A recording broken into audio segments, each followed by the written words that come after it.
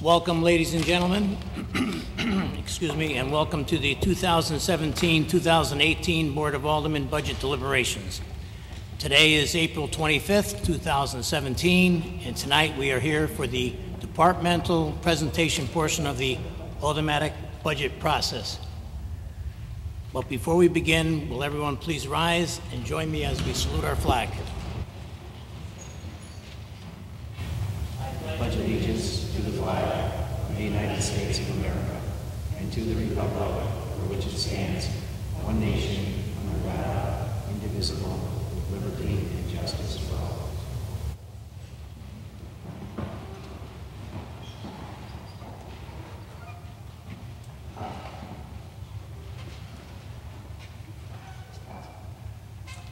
Madam Secretary, will you please take the roll? Alderman Anderson. Present. Alderman Beatty. Alderman Beatty would like to be excused, Madam Secretary. Alderman Bevan. Here. Alderman Beer. Alderman Casey. Here. Alderman Gurman. Alderman Gennatasio. Here. Oh. Alderman Golden. Here. Alderman Grant. Here. Alderman Hardiman. Alderman Shaw. Alderman Smith. Alderman Vecchiarelli. Alderman Vitro.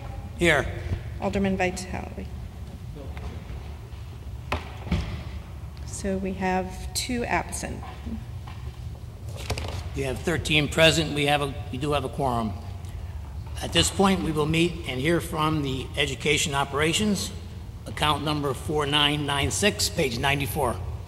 Good evening, ladies and gentlemen. Good evening. You ready?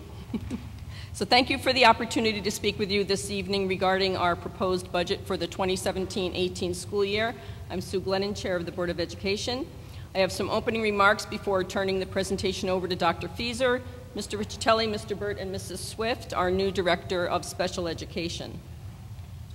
This year's budget request reflects a 0.791% increase over the current budget. For the second year in a row, we present a budget with a requested increase of less than 1%. Our contractual increases for wages and otherwise, this year being over $1 million, exceed the requested budget increase of just under $725,000. Rather than simply rolling over our contractual increases and current costs as the starting point for the development of the proposed budget, administration worked hard to find areas that could be reduced in order to offset the major budget requests. It doesn't seem that other school districts have done the same, as I've seen budget requests in area towns with considerably larger increases. In Trumbull, the Board of Education requested a 3.5% budget increase. Shelton's Board of Ed proposed a 2.82% increase. Southington, a 3.04% increase. Wallingford Superintendent initially requested a budget increase of 7.26%, which the Board of Ed trimmed to 2.99%. And then here in Milford, during our budget workshops, we carefully reviewed Dr. Fieser's request with its 0.791% increase and unanimously adopted her proposal with the firm belief that it reflects the needs of the school district as we move forward to sustain and strengthen the systems and programs that have been put in place in recent years with your support. The board recognizes that Dr. Fieser's proposal was developed with great sensitivity to our taxpayers and awareness of the financial challenges faced by the state.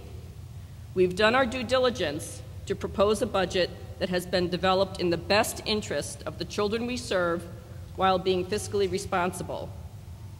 Milford Public Schools has much to be proud of, and I'd like to take a few minutes to tell you about some of the remarkable things we've seen in the district this year. 2 of our elementary schools, Pumpkin Delight and Orange Ave, were named Schools of Distinction by the State Department of Education for growth on the Smarter Balance Assessment among both all students and high-need students categories. We have again been recognized for our commitment to making rigorous advanced placement courses available to any student who wishes to take them. Our students continue to be recognized for our outstanding achievement on these courses, being named AP Scholars with Honor, and AP Scholars with Distinction. Our high school graduation rate continues to improve. For the first time that we know of, Harvard University accepted an invitation to attend our annual college fair. The computer science career pathway implemented this year and the entrepreneurship and business management pathway that is intended to launch this September are drawing great interest among our students. We chose these two pathways not only because they will provide students with exposure to areas with good employment potential, but they also offer an opportunity to add value to the high school experience at minimal cost to the district, because we had many of the components of each pathway already in place. These are programs that will keep our students in Milford schools, instead of moving on to a magnet school where we will ultimately incur tuition costs. This was our year for a compliance review regarding the Perkins Career and Technical Education Grant. While Milford Public Schools was commended by the review team for numerous areas of our career and tech ed program, members signaled out the structure and goals of our two career pathways, as well as our new collaboration with Housatonic Community College. I've spoken to you before about some of the distinguished programs and accolades our remarkable students have attained during and after high school. This year is no different. Just one example, Rhea Grant of Jonathan Law High School was just named one of 20 high school juniors from across the country to be honored as the first recipients of the Yale Bassett Award for Community Engagement. The award honors emerging leaders who have distinguished themselves through a record of creative leadership and public service, academic distinction, interdisciplinary problem solving, and experience addressing societal issues. And lastly, our own 5th grade student, Jessica Broxham, was elected Connecticut's Kid Governor. A few more items of note. The advent of the next generation science standards will bring us into an era where textbooks will take the back seat to Chromebooks. And yes, this budget once again contains what would be our shared cost to add one additional school resource officer to the middle school coverage. We continue to ask for this position because we continue to see it as an important role in our schools. With the financial support of our city leaders and community, we have accomplished much in Milford Public Schools through the hard work of our students and dedicated staff. The requests contained in this budget proposal will allow us to maintain our momentum and growth as we continually seek to improve by offering relevant coursework for students and providing professional growth opportunities for staff, while always seeking better and more efficient ways to conduct our business. What it really comes down to is this question: what value do we place on education in our community? Again, what value do we place on education in our community? It is my hope that you share our commitment to place a high value on the education of our children, and I hope you will recognize the board's pledge to bring before you a budget that truly addresses our needs. And so with that, I'll turn the presentation over to administration, who will share more details with you, and we can then answer any questions you might have. Thank you very much. Thank you, Mrs. Glennon. Chairman Vitro and members of the Board of Aldermen, I also want to express my appreciation for having the opportunity to come before you and share with you the rationale behind the budget that is being presented to you. So let me begin by simply stating that we really sought, as Mrs. Glennon indicated, to come in with a budget that was sincere, that it truly reflected our needs, while at the same time recognizing we have a declining enrollment, and therefore the expectation is that we would reduce our budget, and at the same time, again, we would want to ensure that the quality of education that we are providing to our students would be able to continue. So in essence, what we sought in developing this budget was to sustain what is good that's going on in the system, while at the same time continuously improving. I remember as a young administrator years and years and years ago, a gentleman who was an educational scholar, he was responsible for what was called the effective schools model. Larry Lazat at a conference once said, there's no such thing as status quo. You're either moving forward or you're declining. And so what we seek is to continuously improve. And you'll see that in this budget. The requests are modest, and we certainly have found savings to offset them, but we think what we're asking is really important, again, to continue to move forward for our students. So let me just say that when we talk about continuous improvement, there's not, we're not talking about, you know, the sort of true out-of-the-box kinds of things. We're talking about things like instruction, first and foremost, that the quality of instruction that goes on in our classrooms is of high quality, and kids are really taught to think deeply, to analyze, to be able to discern, to use data, etc. We want our curriculum to be a rigorous curriculum that our teachers are delivering. We want our professional learning of our teachers to be aligned with our curriculum and the kinds of instruction that we want to see in the classroom, so that we can be assured that our students are receiving a really good education. We want to see a use of data across the system by teachers, by principals, by central office folks, et cetera, not simply in terms of looking at student performance, but really using that data also to guide what kind of instruction goes on in the classroom, to guide the kinds of interventions that we would give to students who really might be struggling in a particular area. Beyond these areas, we also, though, recognize that we need to have really strong school climates. We need to have schools that are safe for our students and embracing. We also need to have really good buildings and grounds. And we need to have good security in our school systems, and that our infrastructure, which most people, you know, don't think about infrastructure, but you know we all have to have infrastructure in place in our businesses, that is up to par so that we can operate the school optimally. So again, what we sought was to be fiscally responsible in our budget, but also to sustain and support the programs, the good programs that are in place, while again asking for some pieces that would help us continuously improve. So what I'm going to take you through is this 2-page, 3-page document I think that all of you have received, since this is like a synthesis of what we're requesting, all of which is really defined in more detail in my letter and Mrs. Glennon's letter in the opening of the budget book itself. So let me begin. Student learning is our single priority. I mean, that's the most important thing, since it's students that we serve in our classrooms. With respect to what we are requesting, we think it's modest.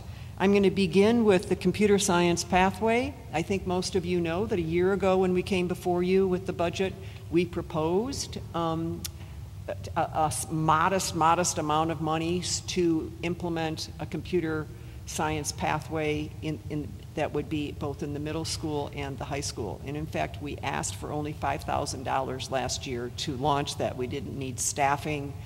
We had courses in place. We were able to do the professional development with our existing funds, et cetera. What we want to do for this next school year is to zero in on the robotics piece of the curriculum, which is in the middle school, recognizing that the kits that the students are using are 10 years old and they're old and they're breaking down, et cetera, and we need new robotics kits. So you see what we're asking in total for the 3 middle schools is $23,400. So it's a little more than $7,000 per school to get new robotics kits. Our second pathway, which Mrs. Glennon spoke to, is the entrepreneurship and business management pathway. This is a new pathway that we are wanting to put in place for September of 2017. Arriving at this was a very lengthy and detailed process in which we elicited input from business folks, from parents, from students themselves, from teachers, et cetera.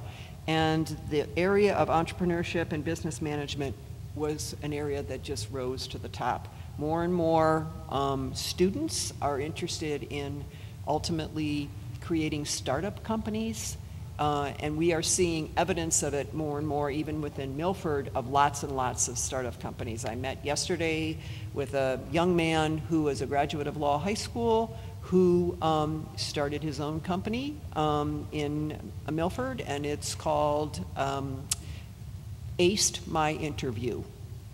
And what it is, it's an online service for anyone, adults, college kids, high school kids, to access to get help in doing live interviews, so that you can practice in doing resume writing, in doing cover letter writing, etc. So it's a niche that this young man, graduate of Milford Schools, has developed and is proceeding. And we are seeing more evidence of that. We have some entrepreneurs among our students in our schools right now as we speak that have established their own kind of, quote, business as high school kids, and even we have one in the middle school. So with that, what we want to see is we want to take our business lab in each of our high schools, which is modeled after when typewriters were in place, and overhaul those classrooms. So it's 2 classrooms, 1 in each high school. It would require getting new wireless computers for the labs. It would require furniture so that we would have furniture that reflects more of what one would find in a modern business office, flexible, movable furniture. And also it would involve a particular kind of printer that would allow for students to do large kinds of printing for different kinds of it's a large format printer for different kinds of presentations, etc. The total cost for that for both schools is $79,340. It sounds like a lot of money, but there again, this is launching this career pathway, and it's really then the desire is to give kids as close an experience as to what it would be like if they were out in the business world or starting up their own business. We are asking for a language lab at Harborside Middle School. We have already implemented them in West Shore 3 years ago, I believe, at this point. Last year at East Shore, and this next year then would be for Harborside.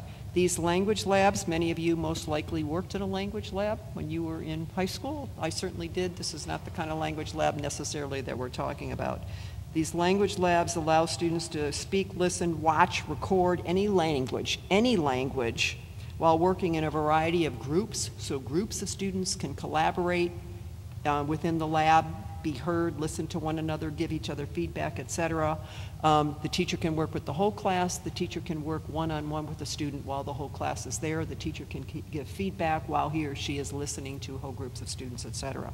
It is the same kind of lab that is in our high schools that are used by our language programs, and it's the same kind of lab that would enable kids to have the kind of experience that's needed if kids were to take a language advanced placement course.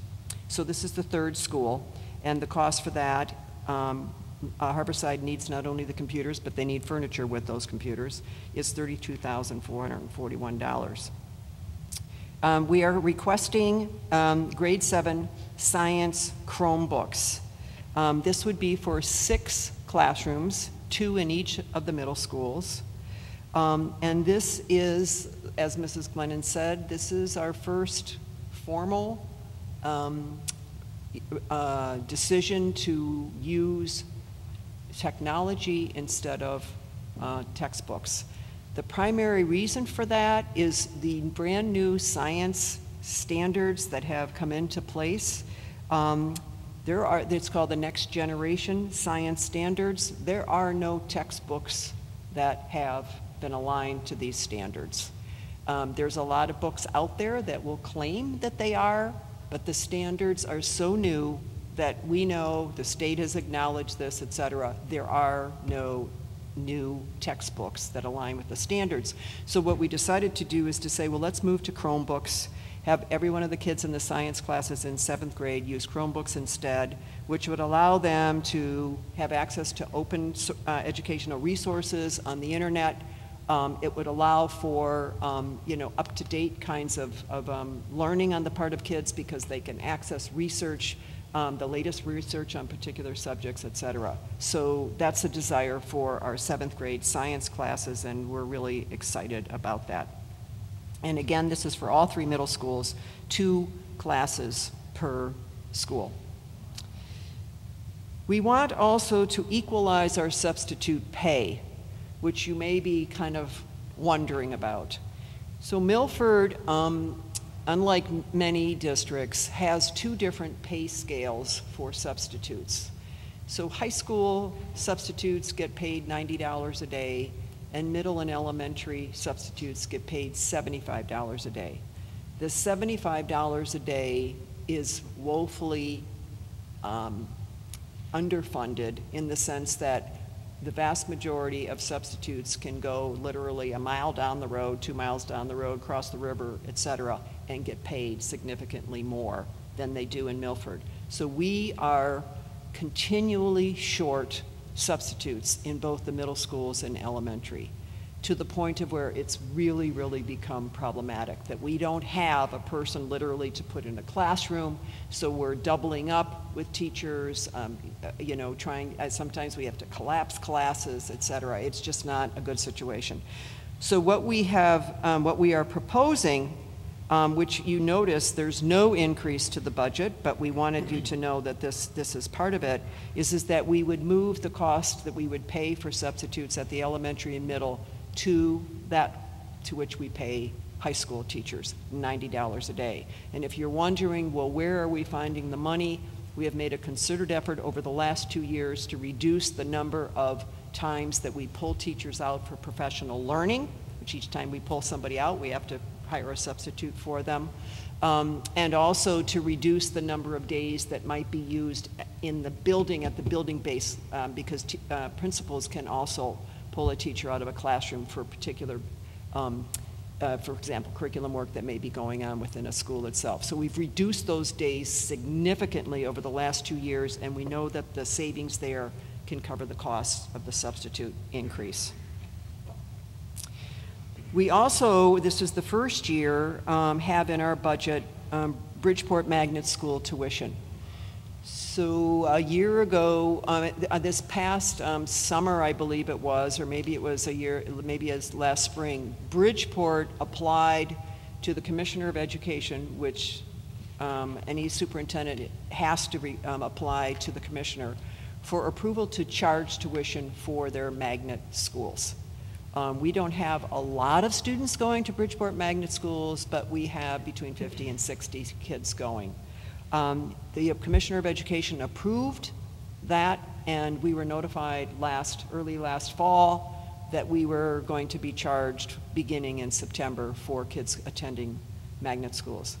We already pay tuition, for example, to ACES, which is our regional cooperative educational service for magnet schools. We also we pay for the Discovery Magnet, Trumbull Boag, et cetera. So this is not the first time we're paying tuition for students who are going to programs outside. We pay for the aquaculture program. That's not a magnet, but program. It's a special program, but it's still part of Bridgeport. We pay that tuition for that as well. So this is going to cost $165,000, and so that has been built into the budget. And lastly, a one-time cost is for Foreign High School, because Foreign High will be undergoing its 10-year New England Association of Schools and Colleges accreditation visit. This is where a team of maybe 15 to 20 people will be coming to Milford, specifically to Foreign High. They arrive on a Sunday and they stay until Wednesday afternoon. We put them up in hotels, we feed them, and then we also provide whatever kind of business services they may need in terms of copying, et cetera. So that's a one-time cost. It's $25,000. Law just had its visit, and the $25,000 was in the existing budget. So there's this $25,000 will remain in this budget, and then next year it'll be removed.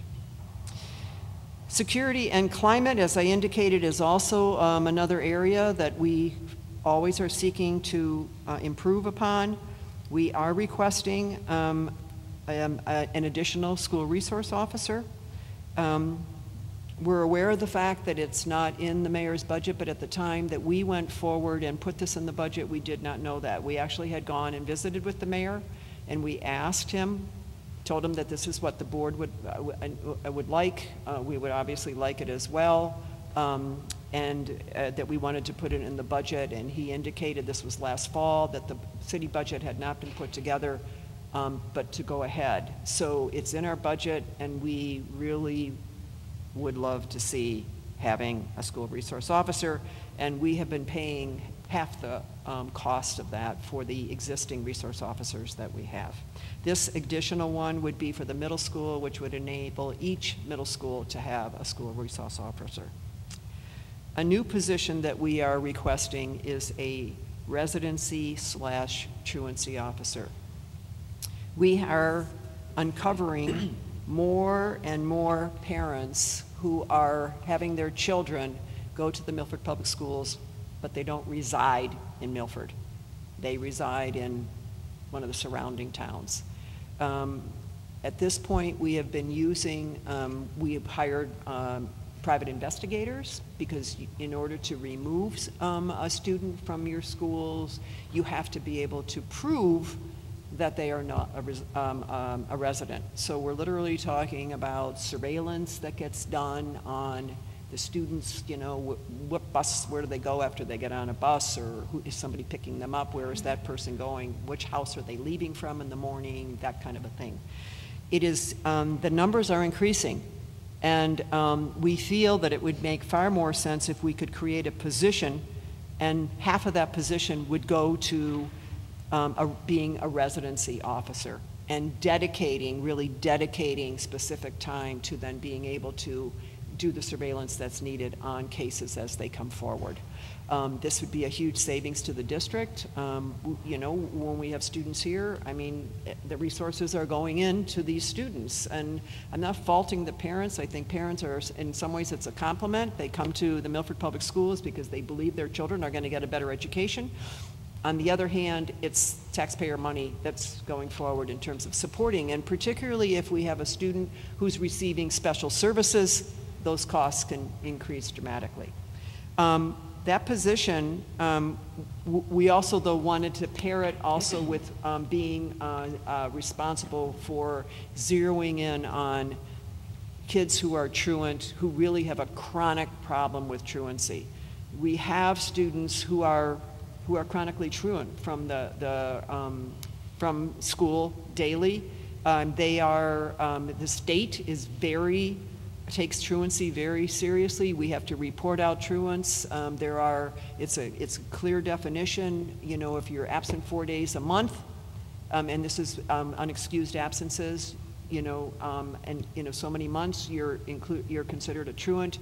If you're absent more than 10 days a year, you're considered I forget the term that's used, but anyways, it's a chronic. I believe it's a chronic truant.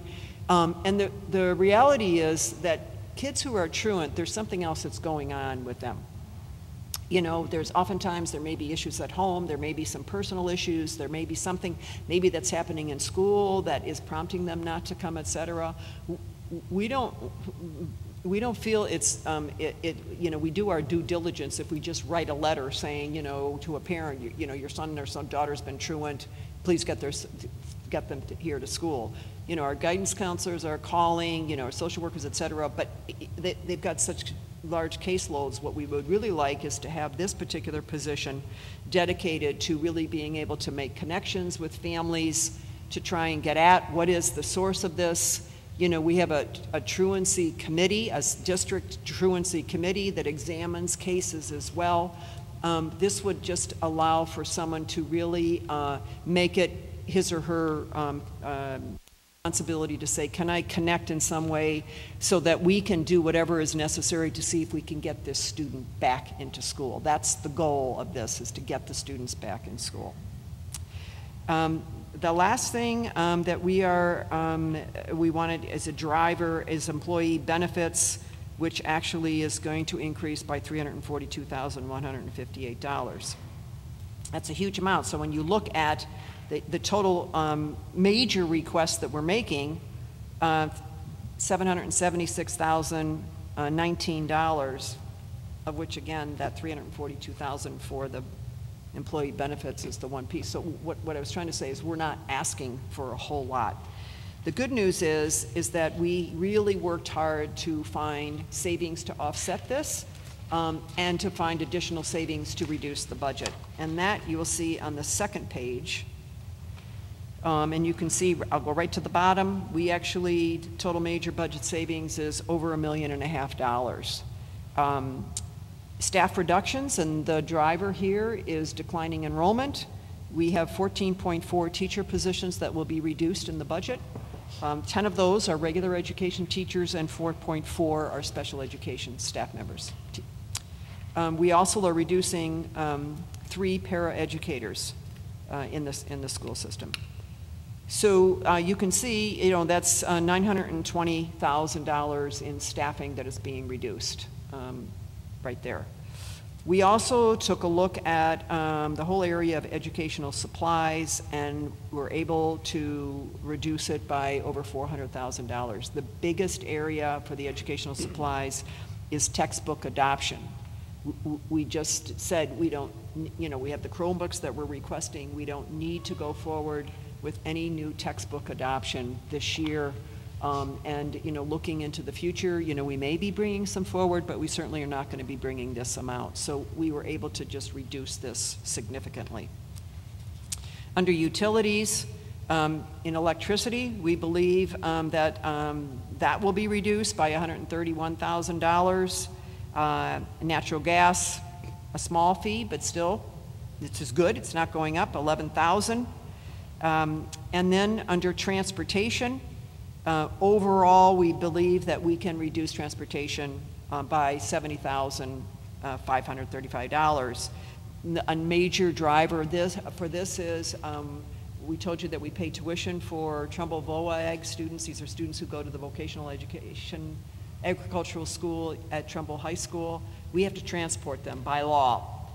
When we created the budget a year ago, the numbers suggested that we were going to need 2 buses, so we had put in the budget for this year an additional bus for Trumbull-Voag. As it turned out, when the school year began, those numbers dropped some, and so we only needed 1 bus. So part of this savings is that Voag bus that was built into the budget itself. Right. Mr. Riccitelli also reminded me that if you remember, a year ago, this past January, St. Gabriel's announced that they were closing the schools. Our budget, we had heard rumors, we actually were in conversation with St. Gabriel's at the time, et cetera. We didn't know definitively, but we anticipated that this was going to happen, so we had built in a bus, not knowing at all how many St. Gabe's kids we would be picking up. As it turned out, we were able to accommodate those kids who came into our existing fleet, so that's the other savings that's in this transportation reduction. So if you look to the budget recap, which is on the 3rd page that was given to you, again, you can see that our request for $776,019 and our savings is $1.5 million. And when applying that to the budget, our 2016-17 budget was $91,611,950. Our 2017-18 budget is $92,336,582. The difference is, in the entire budget, $724,632. That's what enabled us to come in at the 0.791% increase. And what we showed you were, the superintendent proposed and final adopted budgets going back to 2006. And you can see this is clearly the lowest. And then you can also see it in the line graph down below, how the budgets have gone. So we feel very good about what we are asking. We don't at all feel it's excessive. We feel it's really responsible. We know that there are some requests, but we believe they're modest, and we believe the requests that we've made are really going to help us to continue to improve the school system. So with that, we will be more than happy to answer any questions that you may have. Thank you.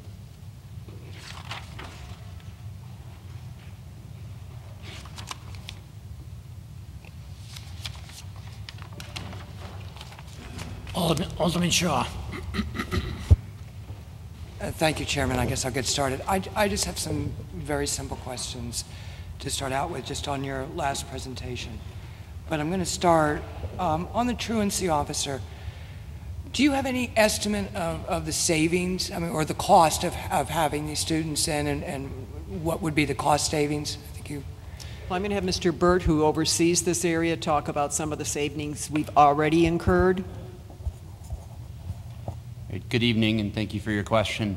To date, this fiscal year, we believe we have saved close to $300,000, and we anticipate that we may be saving closer to $650,000 by the end of the fiscal year. As a result of having this officer here and your stepped-up efforts? That is a result of the efforts of myself working with the private investigator and working with schools at this point to generate leads and then to do the investigations and then to follow through in the investigations, in some cases going to hearings before the board to determine residency. Terrific. I have some additional, if I can. On the computer science pathway, and I guess looking ahead to the business, what's your enrollment now overall on the computer science? And I guess I'll just segue in and say, what do you expect on the business pathway? I'm sorry, I didn't in quite terms hear of this. student participation in those pathways. What is our expected student participation? Okay. At this point, one of the first things that we created for the computer science pathway was a new AP Science class, and that has been subscribed very well this year, and we anticipate our initial results for next year are higher even still. And with the newly minted career pathway in entrepreneurship, we are looking this summer to revise a number of our business courses and also to create some additional courses. But we also know that in our current computer science pathway, there's been a tremendous interest in the initial courses in 9th grade, which are the computer introductory science class.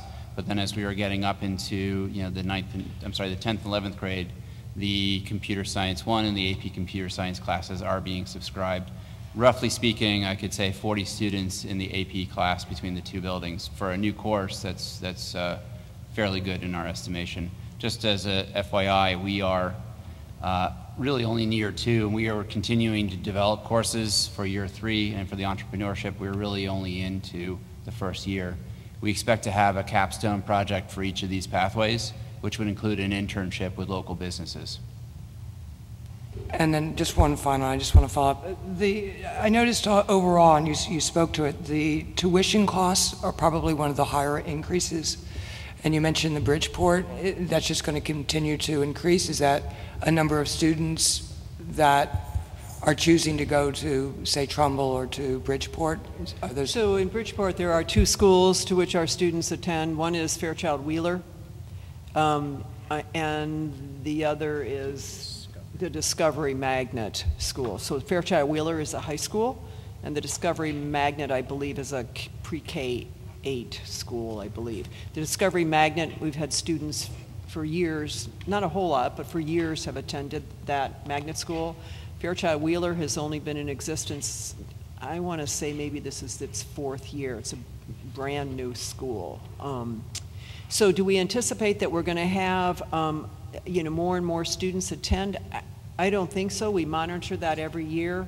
For example, at Fairchild Wheeler, we actually have fewer students attending that went in as 9th graders this year than had in the previous years. So I think some of that is, quite frankly, because there's more and more opportunities for kids in our high schools that they don't necessarily need to look at a Fairchild Wheeler. And I'm not taking anything away from them. It's an incredible school. It's got the latest technology. There's 3 themes, et cetera. It's phenomenal. But I think there's lots that kids can access in our schools as well. And if you wouldn't mind, I just want to also say that in the computer science pathway, we created it such that it would start in the middle school and in the 9th grade. So we have 2 components in the middle school, robotics, but also coding. And then in the 9th grade, we actually created a new course called Introduction to Computer Science, and that took off. When you talk about numbers, there were several sections across both schools for that course. And that's in addition to the advanced placement. So, I think that's terrific, and I'm just going to close by, when I'm looking at your budget, which I think is great, and I think the work, and all congratulations to you, I'm looking at about $507,000 of this summary that you gave are fixed costs. That's employee benefits as well as the Bridgeport Magnet tuition. Those are fixed. You don't have any control over those. But those things that you have, you know, and I think my math is close to right, is 269,000 and 270,000, which are really just for the safety, as well as for direct learning. So this looks great, and I thank you for the summary and your great presentation. Thank you. Thank you, Mr. Chairman. Alderman Golden. Thank you, Mr. Chair, through you. I wanted to just say that I've always been very impressed with the education that my children have received from Milford. I also wanted to thank Dr. Fieser and Mr. Riccicelli and Susan Glenn, and always, anytime I've ever had questions, you've been right there to answer them.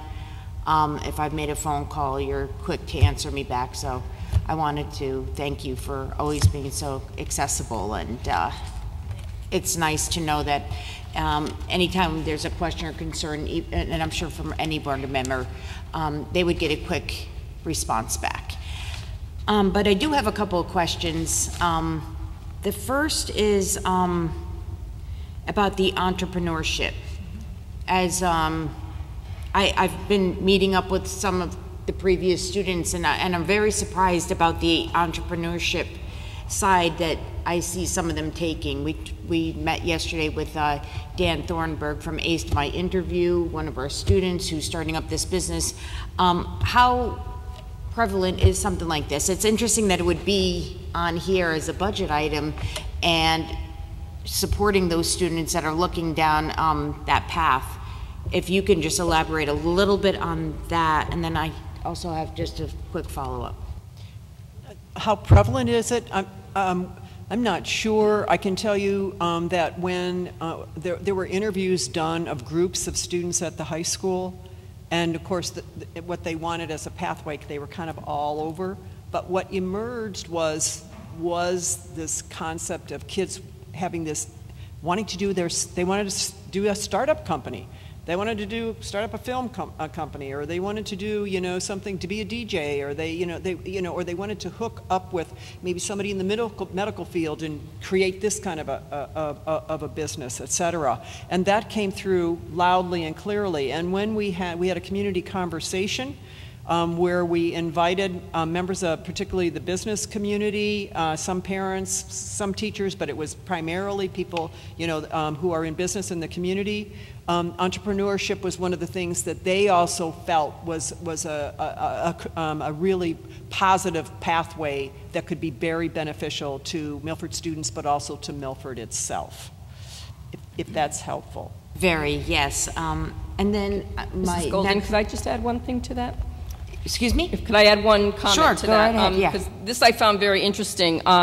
Recently I attended the Foreign High School Art and Tri-City Music Honor Society ceremony. And they had a keynote speaker who was a graduate of Milford Public Schools who had gone on, he was a fine artist. And he spoke about his experiences and shared stories of other friends of his, some Milford graduates, some not, who had gone into various art fields, you know, music, many different fields. And totally unsolicited, he said the one thing as we talk amongst each other that we found that we lacked in going through our college careers was that there was no focus on business. That there was this great focus on fine arts. You know, we came out with a lot of talent, but in moving into the world and having to market ourselves, we had no experience. And I just thought it was very timely, because that's one of the things that we talked a lot about in our community conversation and our board workshops, was how this pathway has applications, very varied applications. It's not just starting your own business, but it will help students in many different ways. It's very exciting to actually see that on there, because at least it offers something for all of our students, and to be able to look outside of just, you know, a student just going to college, which, you know, I've always felt is important, but sometimes a student wants to try something else first, and we're offering that. My next question is about the school resource officer. maybe you want to just go into a little bit about why you feel it's necessary. I mean, I know I would like to see it, but I have my own reasons why. But how many school resource officers do we have for each school? And if you could just elaborate on why you're looking for another one. And as I said, I'm in support of it. I just want the board to hear the explanation for it. We have 4 school resource officers currently. 2 serve the high schools and 2 serve the middle schools. So we have 1 at foreign, we have 1 at law, and then we have 2 that serve the middle schools, with one of them giving a portion of time to the academy, a very small amount of time. So, and the resource officers are wonderful, and they have been an invaluable asset in the schools to both students and families, as well as to staff and administration. They are part of the staff, so to speak. They are not paid to come to activities beyond the school day, but they choose to come to many of the school activities and really, are an integral part of the schools themselves. So our desire, and this isn't the first year that we've asked for this, but is to have another officer that would be, so it would enable that each of the middle schools would have its own school resource officer. One person right now is shared between East Shore and Harborside, and the other officer is at West Shore and the academy. So that's how it is right now.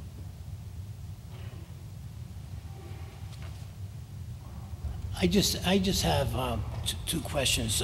The new line item, the residency truance officer, that's a new line item, correct? You have 1 for $25,000. It's a half-time position, 0.5 position, but the person would be responsible for both areas. And the other thing I was curious about is, how do you calculate the savings on truancy?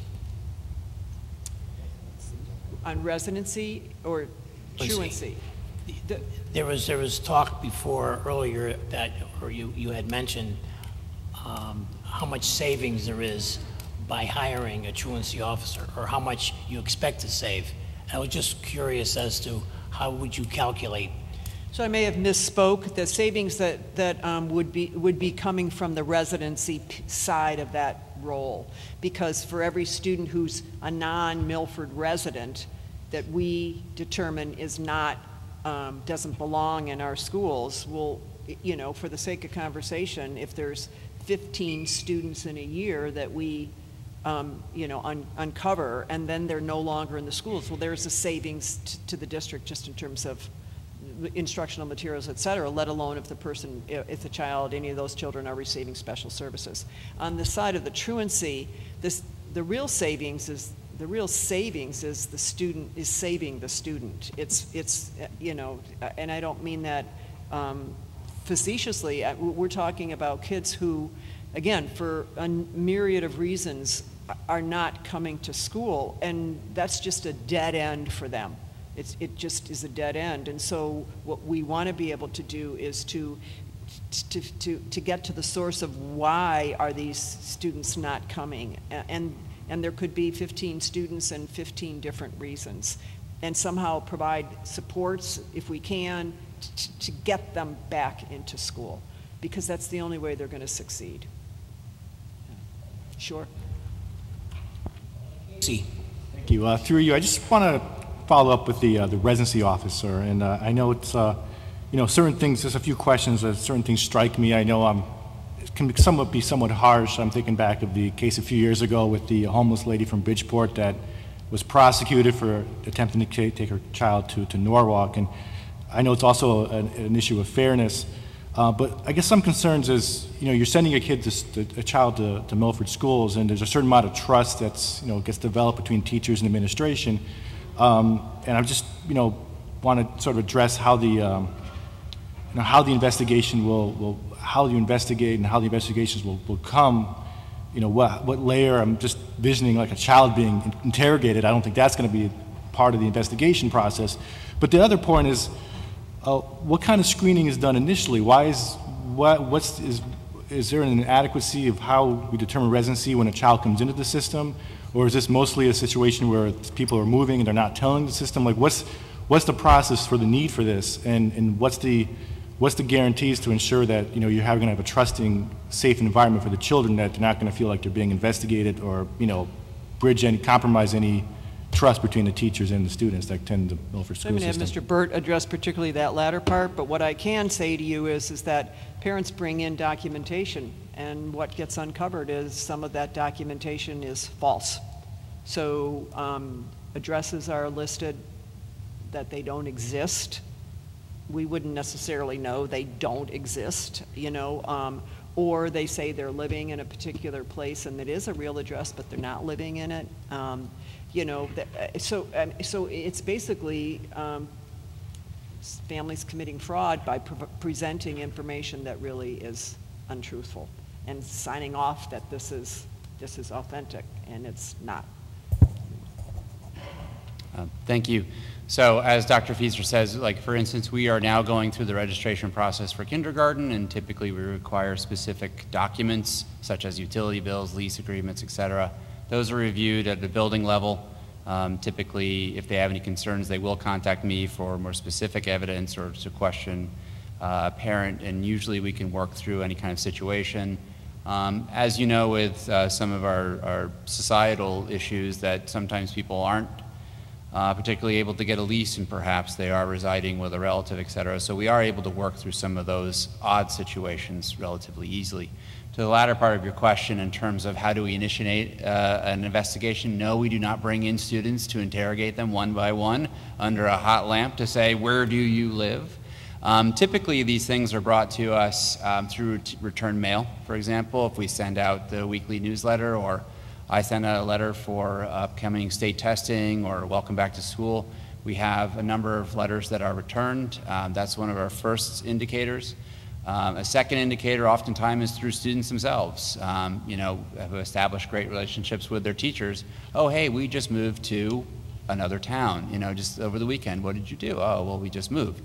So that's another way we do it. Or they're talking to their friends, and their friends kind of mention it to a teacher. Did you know so-and-so moved? So we're not actively pursuing people, but we are, when we're made aware of a lead, then we will do some casual sort of investigation. I don't want to get too specific, as it were. But then if we do feel that there's a further case, we can pursue it typically through a private investigator if we feel that it's necessary. Oftentimes just a simple phone call to a parent to say, can you please update your records? And they'll say, yes, I'm currently living outside of town.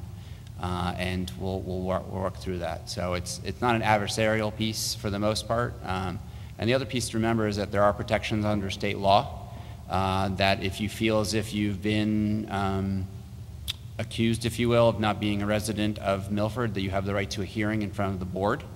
The burden of proof, however, is on the family, not on the district. But again, if they don't feel as if the board's decision is correct, they can appeal up to the state level. So there's a number of ways. Also, just one last final note, that if during the appeal process, the student remains within the school.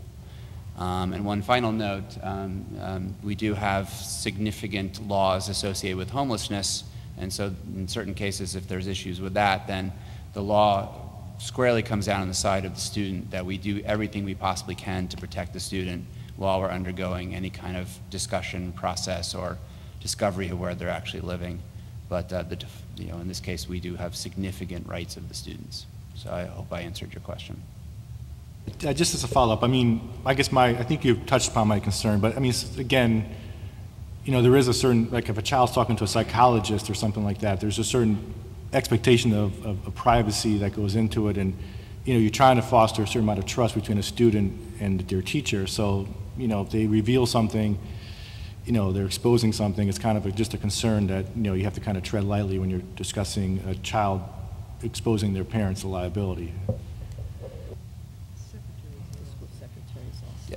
So, you know, and I'm being reminded too, a lot of times the secretary is the front person in each building. They hear a lot of things, see a lot of things.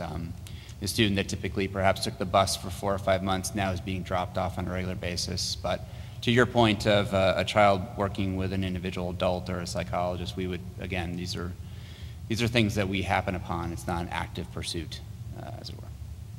Thank you. Alderman Vecchiarelli. Thank you, Mr. Chairman. Good evening. My question is when there is a parent that is found to be violating the residency, are there any penalties put on these parents in the hopes to stop this from happening? Because I guess if there's no penalties, then might as well go ahead and see if we can get away with it. But if there are penalties, it may prevent us from having to really, scour through all the information. But, so there's state laws that says that if they feel they've been discriminated against, they can go for a hearing. But if we find that they are in violation, is there any state laws that would make a penalty, or are we looking into that to maybe say that because I know there's X amount of money that it costs to educate each child, and the city taxpayers here in Milford pay for each one, and I am very happy that you're trying to keep our taxes down by making sure that the people going to our schools are people that should be. But just maybe you can answer that. Sure. In certain situations, we actually could go after families for tuition. Generally, if we were to do that, it's for parents that we discover have lied again and again and again. More often than not, a letter, when we uncover a student, a letter is sent, and we know for sure that they're not a resident. A letter is sent to the family saying, we are disenrolling your child as of May 1st, for example.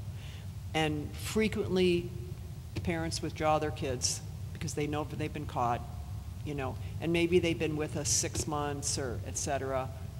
We don't necessarily go after that family, but if we have, a family maybe who's been, just blatantly abusing, and we've had to put out lots and lots of money, maybe for services for a child, et cetera, we would go after a portion, all or a portion of the tuition that was incurred.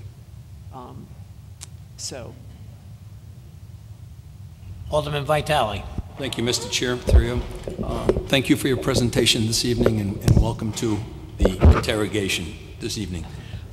Just a couple of things with security and climate. It's always been a problem with residency and truancy in the city. And probably our biggest allies are other parents out there who feel as though, somebody's taking advantage of our educational system. I think Jeff had indicated, and I heard a number, it almost goes like $600,000 that we're saving, or whatever the money is that we're saving. It's very difficult to back that out of our budget because it's all integrated into the classroom. It's difficult to take whatever the per pupil expenditure is, maybe $14,000, $15,000, and put it back in the budget and spend it. It doesn't happen that way. But I really am a believer, having the experience, to know the arrogance of a lot of the people who come and use the facilities and try to get their kids educated in Milford. And I venture to say that most of them are in the special education department. And I was just wondering, Jeff, if you have a percentage of those people who are out of residence, out of district. And I think it's incumbent on us, I know in the 10 months that we go to school, if somebody gets caught in the 8th month, you're doing a disservice to kids, and that's not where we want to be. But hopefully in September or October, when they're trying to take advantage of the educational piece here in Milford, that we, probably go after that tuition as to whatever we think it should be, or whatever the fine or something. I don't know what the ramifications are, whether you have to get approval to do that or whatever. But I think there should be a penalty associated with those people who take that chance. and it's habitual. We found late, you know, to some extent, whether it be free lunch, whether it be any of the other kinds of things in that we offer, that people do take advantage of that. But before I ask the other question, Jeff, do you have a percentage of what the residency? If I hear you correctly, the percentage of the number of cases that we pursued this year, is that what you're asking? Really to protect the rights of students, because we have such a low number. It's 12 cases that we've successfully pursued this year, with an additional 20, if you will, in line right now.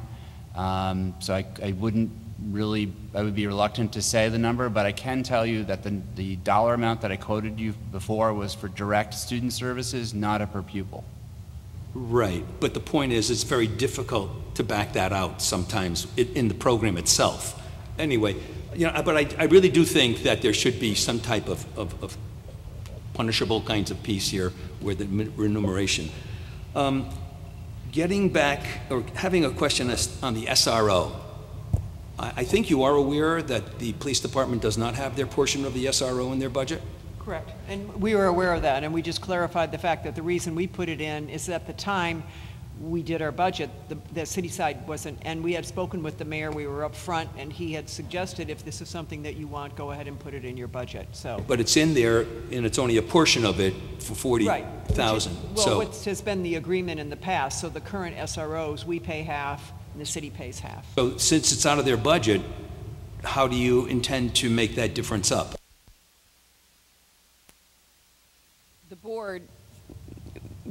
The board's hope is that the Board of Aldermen will see the value of the position and agree to fund it, the half of the position. In other words, what you're saying is to add another 40,000 into it to get it the full usage of that person. Correct.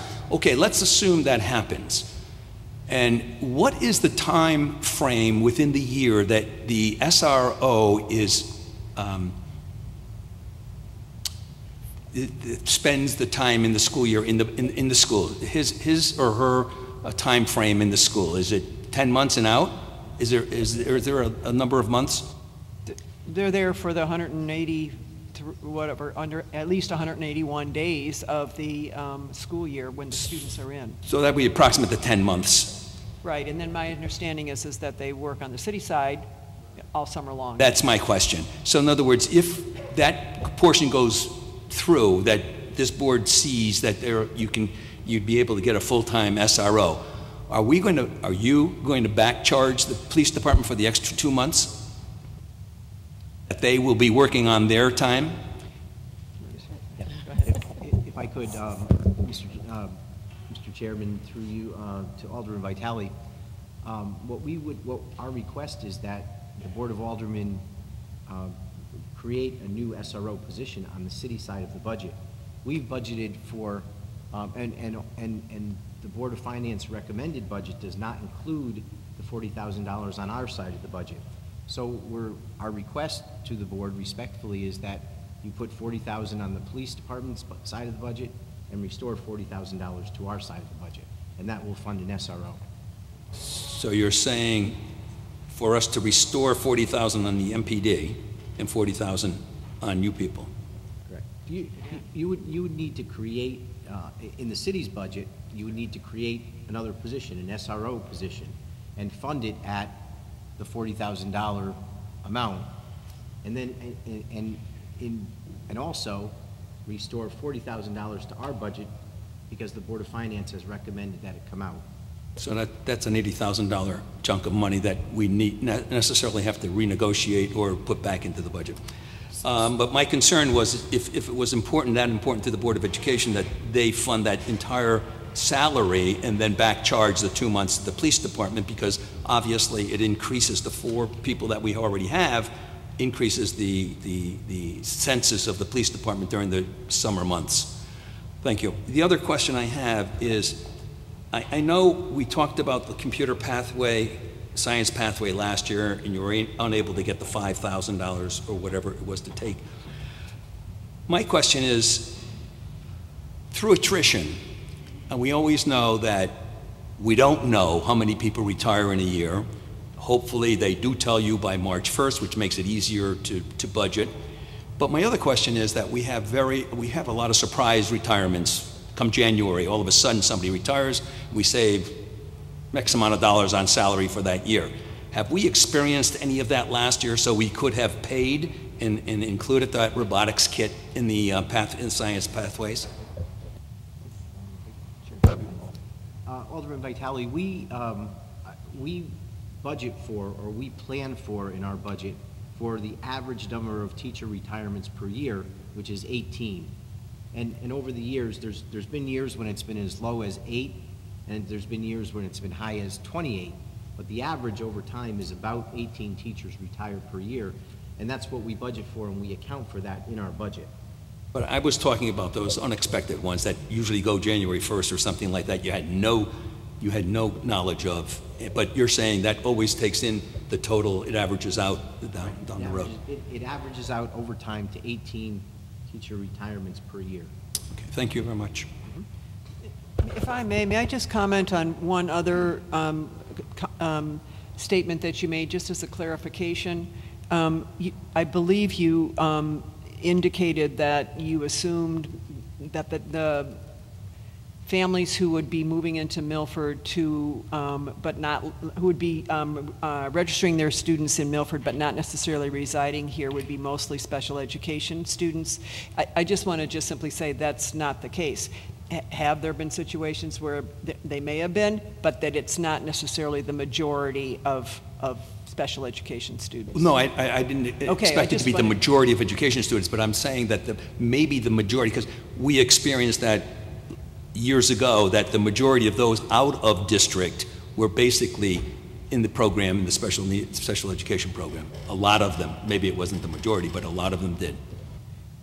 Tied to residency or tied to being placed in out of district placements? Not out of, in other words, being here in Milford illegally, out of district.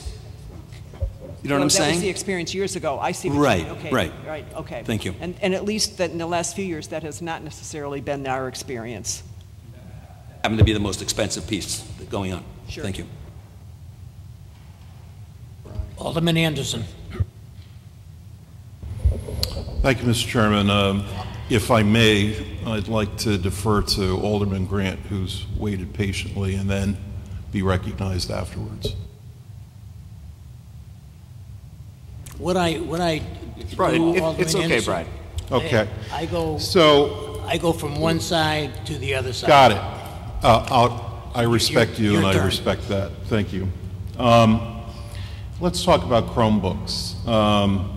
You had mentioned that I know that the schools are currently using Chromebooks, and I'd like to have a better idea of how they're being used and on what grades. You indicated that you're looking to use Chromebooks for science come the fall for grade 7. I'm wondering what kind of preparation, Mr. Burt, 6th graders have to prepare for its use in 7th grade, and whether there might be, if it goes well, whether there might be provisions in future years to extend it beyond 7th grade. Thank you. Overall, for the Chromebooks, we have students using Chromebooks in grades 2 through 12 right now. We have Chromebook carts in each one of the buildings, all 14 buildings. In our elementary schools, we have 8? Grades 3 through 5, we have 9 dedicated to each of the classrooms. I can say that the current use for Chromebooks is integrated into instruction. That we see students collaborating. It's not just the Chromebooks, it's the use of Google Classroom, as well as all the Google suite of Google Suite, if you will, for writing, for collaborating, for using presentation materials, for using spreadsheets. I know that a variety of the classrooms that I've been in, you see teachers going, and it's an excellent resource. As Dr. Fieser said earlier, textbooks, specifically the science textbooks in 7th grade, to your question, really what had happened, for instance, when the Common Core came along a few years ago, people took the old textbooks, they slapped a sticker on the front and say Common Core certified. We anticipate the same thing with science textbooks. Well, yep, we're National Science Standards certified. When in reality that there's a tremendous shift from our existing standards into the new standards. It's a different way of thinking, it's a different way of teaching, and it's a different way for students to interact with the material. In light of that, and we've moved forward, and just so you know, the 6th grade science curriculum this year is new. We're doing a year of progression, so 6th grade science students have been used to this new way of thinking and new way of interacting with each other. It's not a teacher-centered approach, it really is a problem-solving approach, critical thinking problem-solving. So it's not a one-size-fits-all, but you can imagine where you create a problem and then students would then have to gather evidence to try to find a solution to that problem.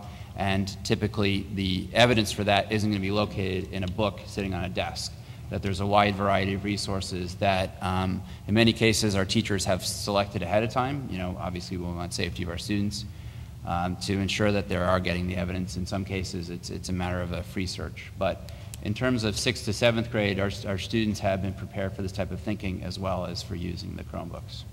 Thanks very much for that response. I think you have an appreciation for the fact that I live with the workshop model on a daily basis. So licensing fees and software, are those numbers folded into this particular? They're into our computer science and our systems management. So what might that be off the top of your head? Information management system line.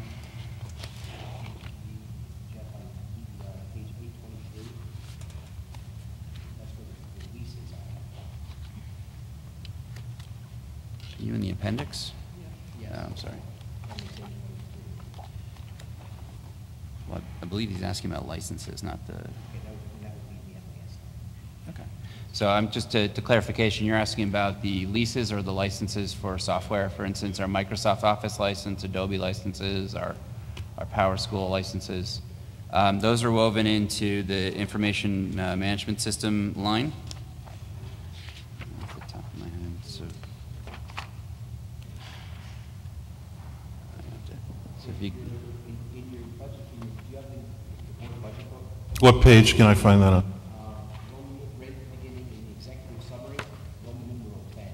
Thank you very much.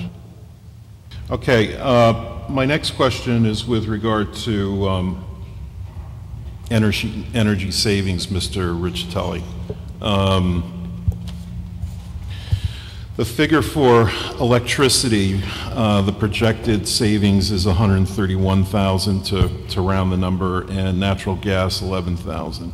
How does this compare to the current year or the year before? How are we doing in this area? We're actually, in both electricity and natural gas, we're running, I wouldn't say a significant surplus, but we're running a surplus.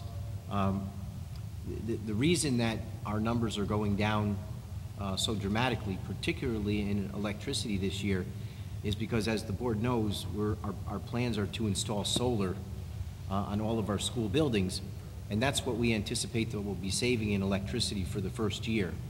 Our plans are to put solar panels on 4 of the buildings. I believe we came to you last month and sought your permission to do that, and we'll be coming to you again at your next meeting to do 5 more. So our plans are this summer to do 9 buildings. Not sure whether we'll get them all in this summer, and eventually we'll have them on all 14, and there'll be a much greater savings over the years, but this is what we anticipate for the first year's savings. Thanks very much. I also wanted to know for the record that I'm thrilled that there's a tech ed partnership with Housatonic Community College. I served for 7 years on the Board of Trustees for the community colleges, chaired the presidential search for Housatonic and Gateway, and here we are between those 2 institutions. They're very important from a career readiness and retraining standpoint, and I want to really encourage the partnership to really develop. I should add, which I think you'll be pleased with, Mr. Anderson, there's also going to be a partnership with Housatonic for special education students, which Carol Swift has been instrumental in making that happen. So kids, for example, in the transition programs are going to be able to take a class at Housatonic College. Swift, is there anything you'd like to add to that?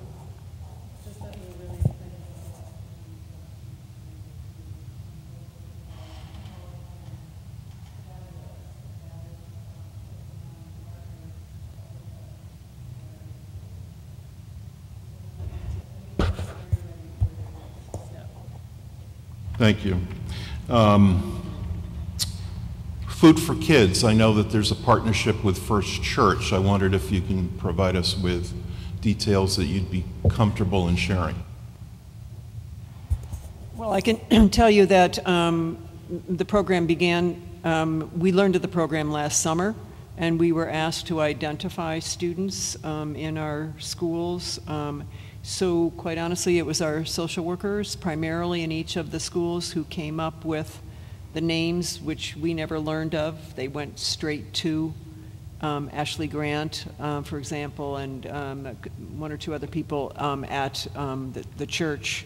And then all of the packaging of meals, these are meals that are put in backpacks. At the end of the day, they just get slipped into a student's backpack so that no student goes hungry at night. And then there is also food that's put in the backpack for the whole family for the weekend. And we have, I want to say, about 160 students that are being served as we speak, which is incredible. It's fantastic, and we really need to be, as a city, supportive of these efforts. I was also happy to have read about the emphasis on performance-based assessments in the coming year.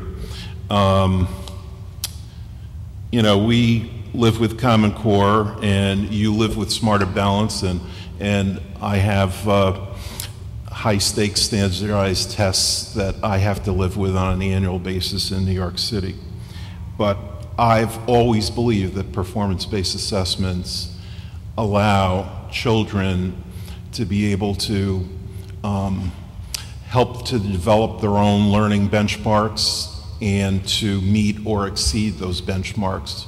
They're very important, and I wondered if you can touch on that particular effort. I can touch on it a little bit, but Mr. Burt can add much, much more. We're not where we want to be by any means, but we are getting better each year with engaging students in assessments that really pull upon not just their knowledge, but their ability to be able to apply their knowledge and the processing that they engage in around content. So the focus is, it's not that content's not important, it's what can you do with the content, and that's the whole shift that's being made. But we're also involved in a pretty exciting initiative over the next couple of years, which, Mr. Burt, do you want to speak to that? Sure, and then I just have a couple of comments on your previous question about where our licenses are. Performance-based assessments, for those of you unfamiliar with it, really is something similar to what I was talking about when we were discussing the Chromebooks. It's rather than some of the assessments that perhaps you were used to in school, typical, 50 multiple choice perhaps in an essay, is really to demonstrate your mastery of a specific skill or strictly content. And in many cases, I remember when I was in school, it was memorization. Really, this is about the application of your knowledge. Much of what we all do in our daily lives, we have to learn certain skills, but then be able to be flexible enough to apply them to new and uncertain situations. And that's essentially the idea of a performance-based assessment, is that we have students that we expect to gain certain skills, concepts, and knowledge over the course of a unit, over a week, over a semester. And at the end of that, we want them to apply it in a new situation to ensure that it's not just memorized, or it really is mastered, and that they can apply it to a new situation. As Dr. Fieser said, we're not there yet, but within this budget, we are being, as we said, we are sustaining and strengthening, and we're continuing to grow, and that we are going to be doing some of this work this summer with our teachers, specifically at the secondary level to start with. Correct. So to be more specific, this summer we, our supervisor for social studies and world language, Mr. Brian Scott, has reached out to a consultant that he had worked with in his previous role when he was in Weston, and she will be coming in this summer and to ensure that there's some cross-pollination of ideas, but also to lessen the cost. He reached out to neighboring districts, which is the first for us as a district, and they will be sending in their own teachers and then paying a portion of the fee. So we're able to collaborate and also bring an outside expert at a much significantly reduced cost because we are collaborating with our neighbors. But then that also builds a partnership with those districts for future endeavors. So we're very excited about that. Oh, I'm sorry, and to finally, your question about the computers, I'll draw your attention to 3 pages. The first one is Roman numeral 9, line number 3308 for management information systems. On page Roman numeral 11, 6902, that is a software line, and then page 12 as well, Roman numeral 12, 7350 is a computer line. Thank you, Mr. Burt. And Mr. Chairman, one final question. The 800-pound gorilla is the fact that the governor's budget zeroed out ECS funding for Milford, and we were only exceeded by the city of Groton at $12 million. It's the equivalent of losing funding for our police department or fire department. It's just a devastating cut. And at this stage, it being the end of April, there's no good information on which to base next year's budget at this time. So we're going on the basis of what's been presented, and I'm very strongly supportive of this particular budget. I believe Milford Public Schools is on a trajectory. You've all worked very hard to get to where we are. We're moving in the right direction, but I wondered if you would comment about the fact that we may have some tough decisions to make over the course of the next few weeks. I'll speak first.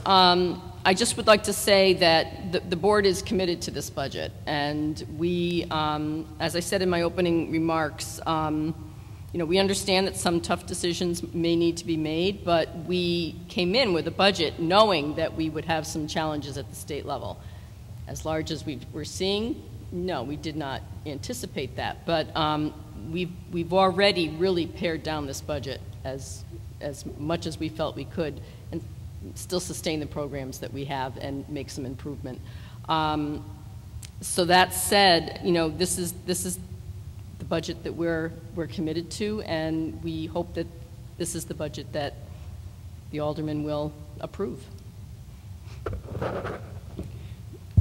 What I would say is that we are, we'd be fools not to be conscious of what is happening at the legislature, and it's, and quite honestly, I know that every one of you is in a very, very difficult situation because I don't have a glass ball, but I doubt very much that there is going to be a state budget within the next month at all. And so you are, you are forced to make a decision, and you don't have the information that you need. So we are really cognizant of that. I would also say that we certainly are not being naive and assuming that everything is going to be hunky-dory. We have examined our budgets again and again and again around what-if kinds of situations. So we're aware of that. At the same time, we also know that we're in a situation right now where we don't know anything, and so we stand by our budget coming forward with you. And as Mrs. Glennon said, I mean, this was the budget we brought to the board supported it, and we think it's a good budget. But what lies ahead for any of us, it's just unknown. Thank you very much for your responses and your presentation. Thank you, Mr. Chairman. Thank you, colleagues. Alderman Grant. Thank you, Mr. Chairman, and thank you, Alderman Anderson. I actually want to start with a question about the Chromebooks as well. So you mentioned that I think it's great that they're being used. You mentioned that the science textbooks are no longer up to date and they need to be used for the kids.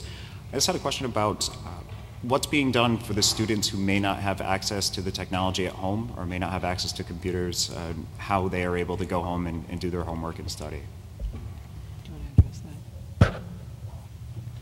Thank you. One of the things that we work with our teachers on is that they're culturally sensitive. In many cases, what we try to do is make sure that any kind of assignment that would require that intensive use of technology would be done in school. I know an easy solution to that, I use that word carefully, is a one-to-one solution that some districts have gone to ensure that students that have needs at home would be supported with that.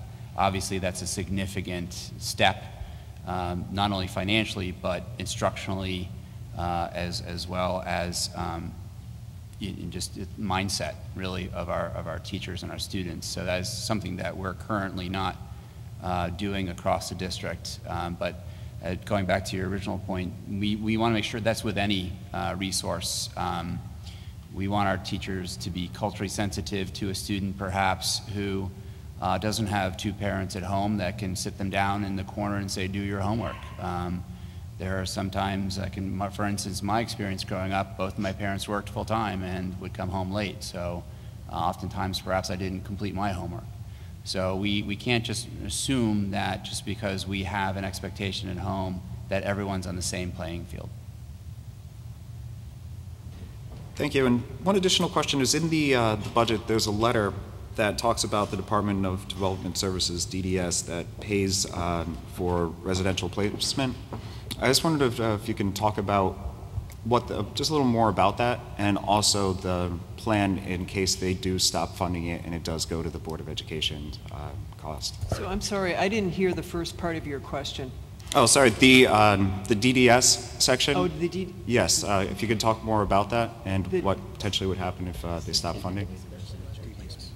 Oh, the DDS, you mean? The Yes. Department of Developmental Services?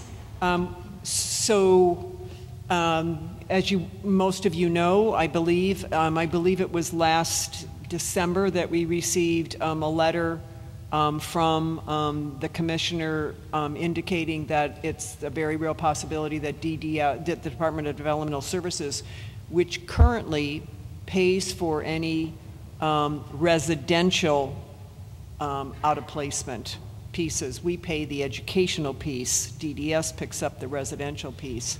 That DDS may put that on the backs of the districts. What I can tell you is that the outcry across the state was huge, and I know that we, composed written communication. We're on the phone with our legislators. And I know that the professional organizations like the Connecticut Association of Public School Superintendents, took a position and pushed that out. We also have provided data, in terms of our own situation of what the implications of that would be budgetarily. I mean, it just would bring districts to their knees. The interesting thing is in the last 3 months, we've heard nothing. We just have heard nothing. So we're wondering, does that mean it will continue as is, which is that DDS would pick up the residential piece? We're not hearing that, and certainly in the governor's budget, that was not part of his budget. So that's about all I can tell you. Is there anything else, Carol? No. Okay. Thank you. And just on an estimate, how much does this cost? How much is being funded for it? Well, the average residential cost would be what? So it would be between $100,000 and $2,000 for the residential piece on a student. And then in addition, we would already be paying the educational piece. So the day program that the student is in, we would be paying for that. And then there's the residential because the student is staying there 24 hours a day. And then when you talk about why between 100 and 200,000, a lot of it depends upon what the needs of the child is. So if the child needs to have a one-on-one with them every minute of the day, well, then that's going to add to the costs as well. Thank you. Alderman Vecchiarelli. Thank you, Mr. Chairman. I would like to thank you, Dr. Vieser, for working with the Food for Kids. I understand, there are some children out there that could use this program, and I'm happy that you've opened the door and you're working with them to help some of these kids. So I thank you. One of the things that I was wondering is, with the governor threatening to impose $6 million, a new line item for us to pay for teacher pensions. I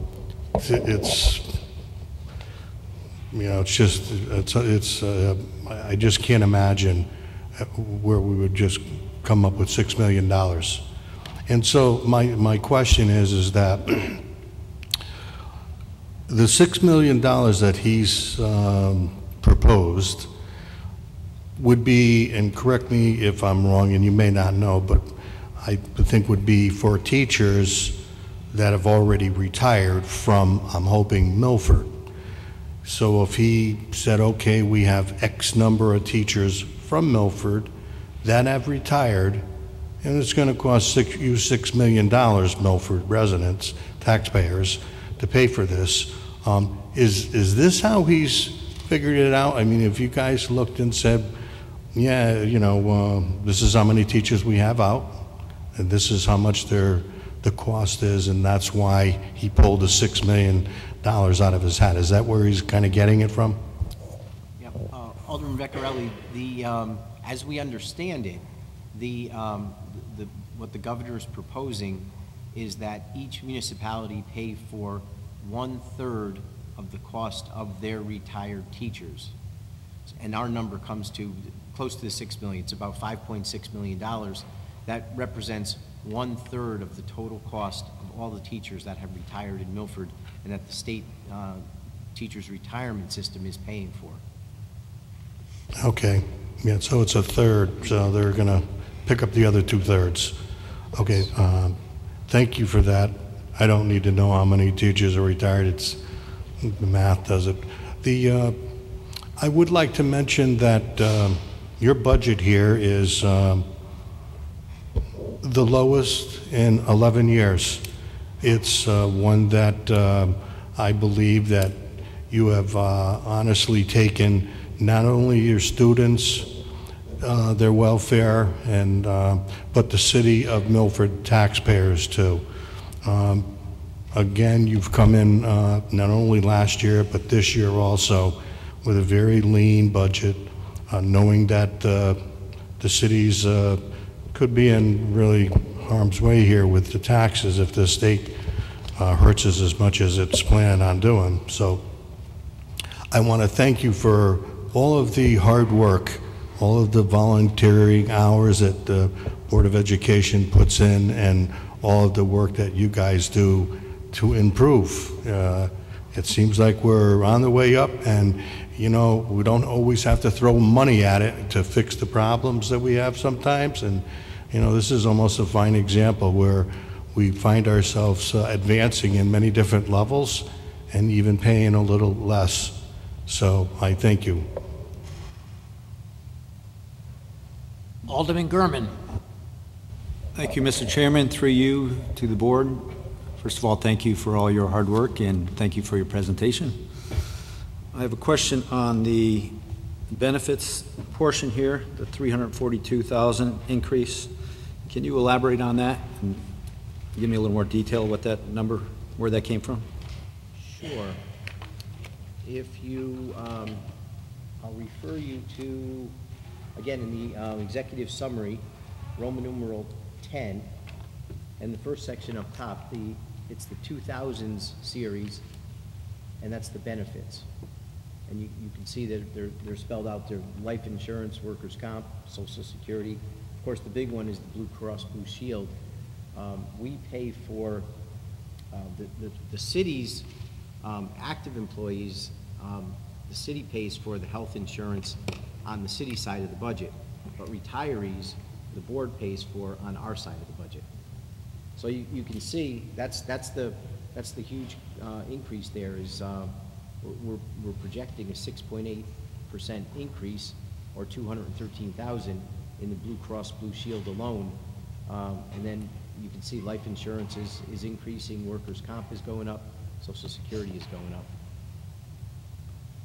And those are just calculated, formulas, calculated benefits based on premiums.